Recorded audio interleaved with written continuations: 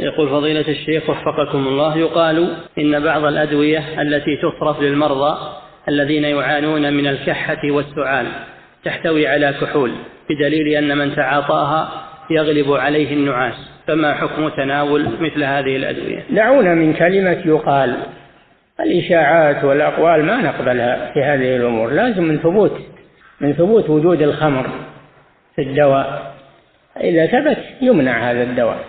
وفقكم ومن الله. أراد أن يتجنبها من باب الاحتياط الله يجزيه خيرا، من أراد أن يتجنبها من باب الاحتياط.